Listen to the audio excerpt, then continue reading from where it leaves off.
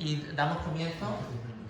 Te he pedido, ¿me das permiso para grabar y para subirla a YouTube? Siempre.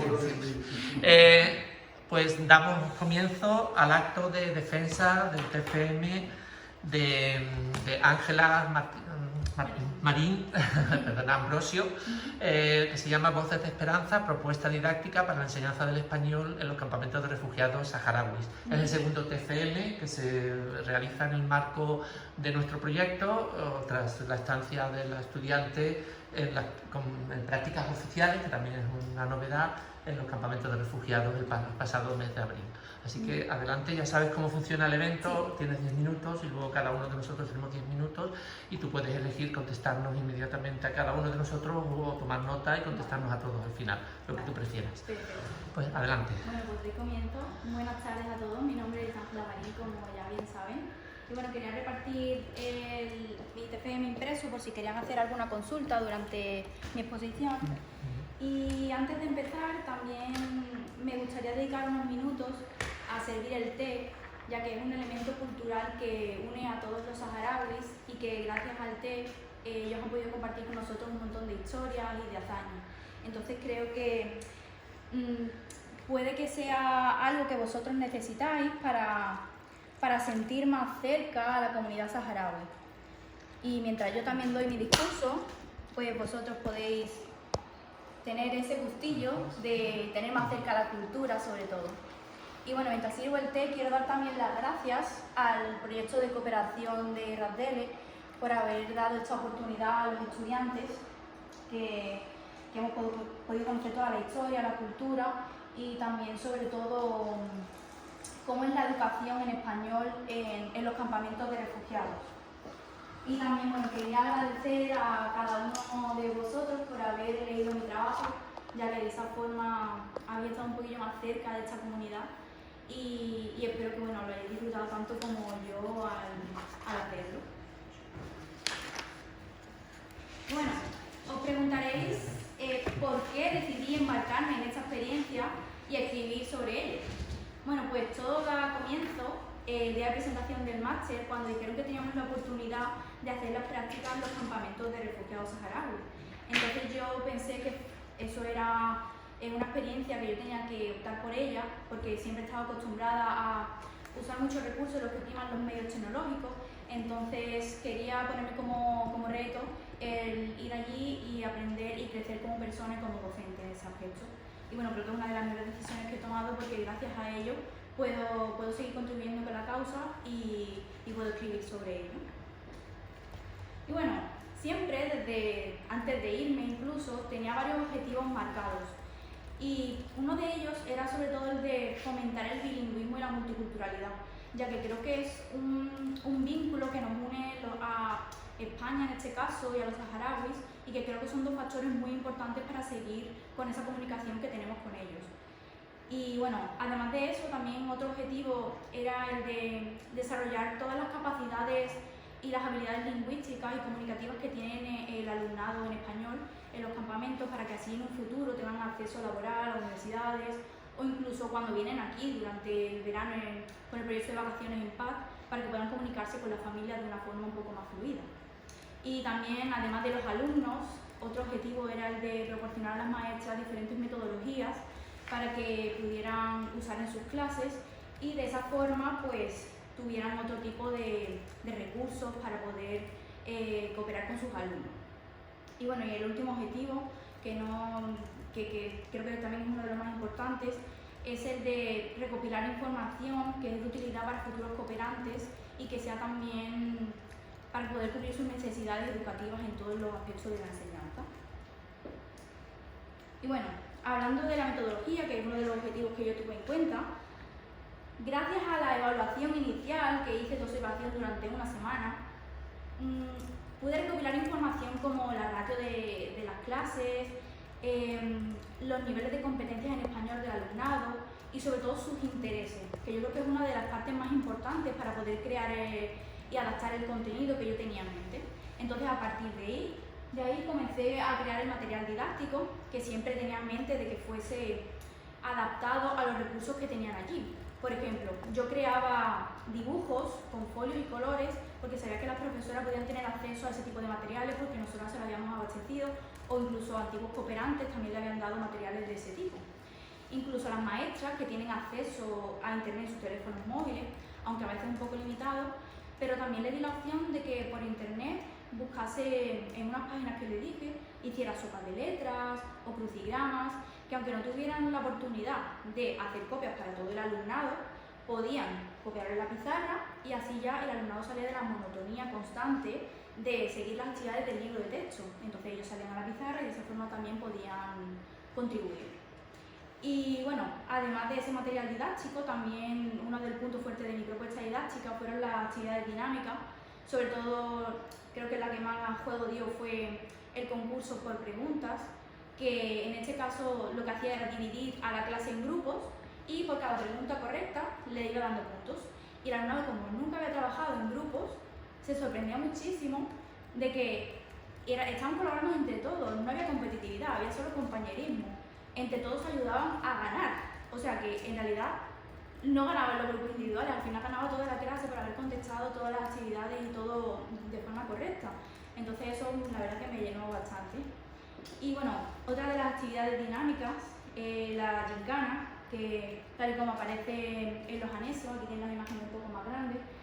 Con esta gincana lo que quise era salir de la monotonía también de las actividades, ubicar todo tipo de actividades alrededor de la clase y simplemente con recortar algunos papelillos y ponerlos así como en esta segunda imagen, el alumnado ya sentía que las actividades eran diferentes. Incluso aunque los hubieran realizado anteriormente, ya sabían que era como un juego para ellos y que estaban aprendiendo, por ejemplo, en ese caso, los nombres propios y los comunes. Entonces, pues, les ayudó muchísimo a seguir aprendiendo. Y bueno, además también de estas actividades, también quería aprovechar todo el espacio que tenía el centro, que tenía un patio central bastante amplio. Entonces dije, bueno, ¿qué podemos hacer con esto? Sacarle provecho a todo el centro. Digo, vamos a salir fuera a hacer juegos tradicionales, pero adaptándolos a la educación. Y digo, bueno, pues lo vamos a hacer con los pronombres personales. Entonces salimos al recreo a hacer ese juego y la profesora, tengo aquí un vídeo que no pude poner en el trabajo, la profesora nos dijo que había que dividir a los niños y a las niñas, porque claro, los niños eran más brutos que las niñas, y en este vídeo que vais a ver ahora se nota muchísimo cómo los niños son más brutos que las niñas, es verdad que en un contexto en el que pude comprobarlo y se nota al jugar.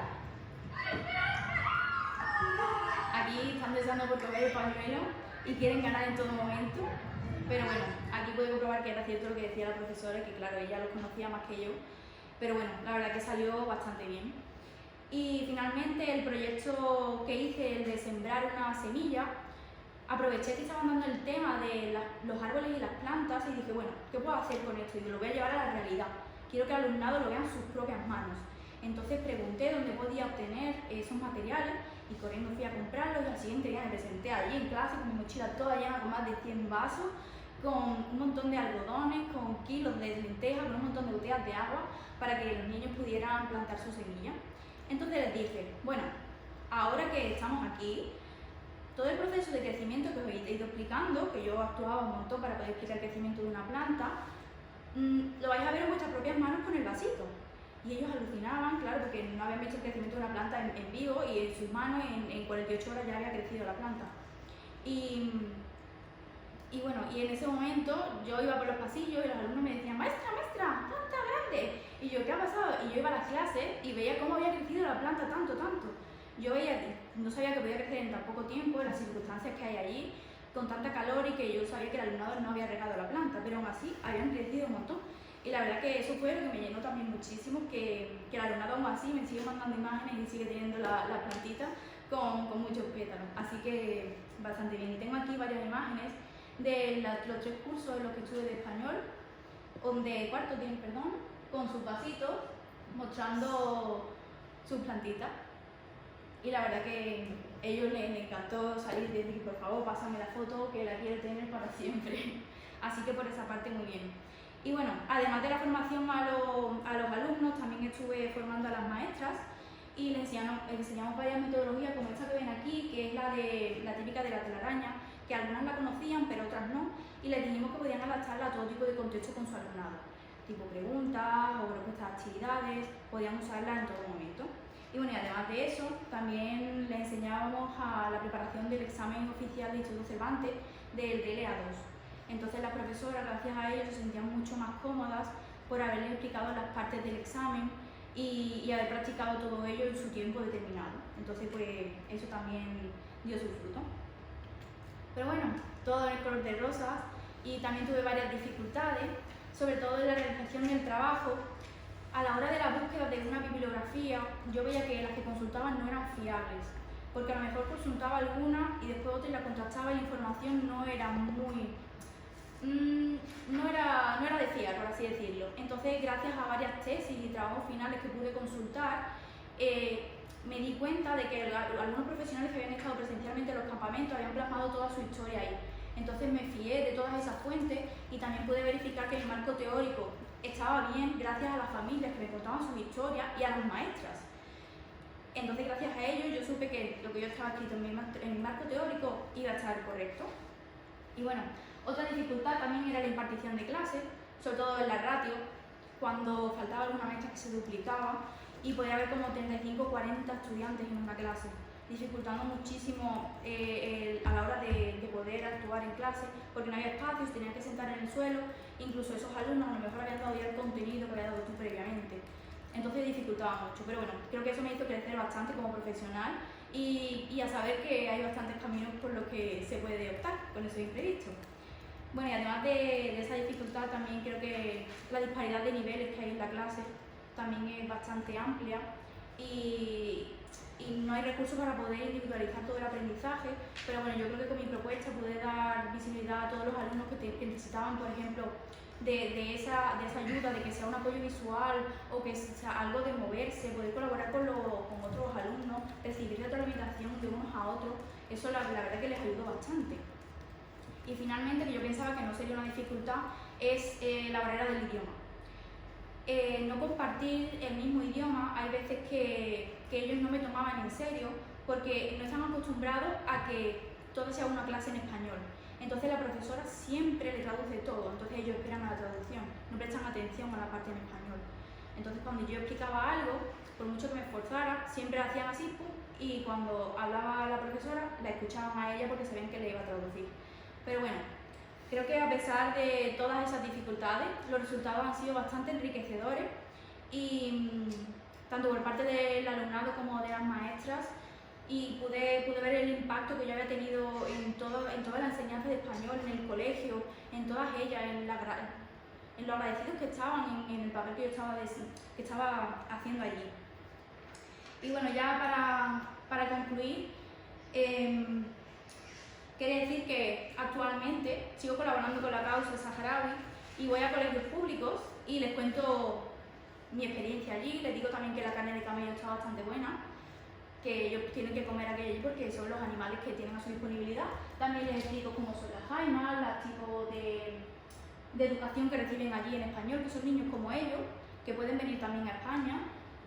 Les enseño cómo es el ritual del té y también con arena del Sáhara que traje, pues también la pueden tocar porque es una arena muy finita y la verdad que es bastante agradable. Y bueno, creo que hacer este máster me ha dado la oportunidad tanto de esta experiencia como de ahora en unos meses me ha abierto la puerta para poder seguir mi formación en Estados Unidos, porque voy a participar como lectora y quiero allí poder transmitir al alumnado a que participe en este tipo de proyectos de cooperación. Y si no es en algo parecido, diferente, pero siempre que con un poco de ayuda de todos sus conocimientos pueden transmitir a cualquier persona todo lo que saben. Y bueno, y también quería agradecer toda su atención y ahora ya estoy disponible para cualquier tipo de pregunta y de discusión que quieran hacer sobre mi propuesta.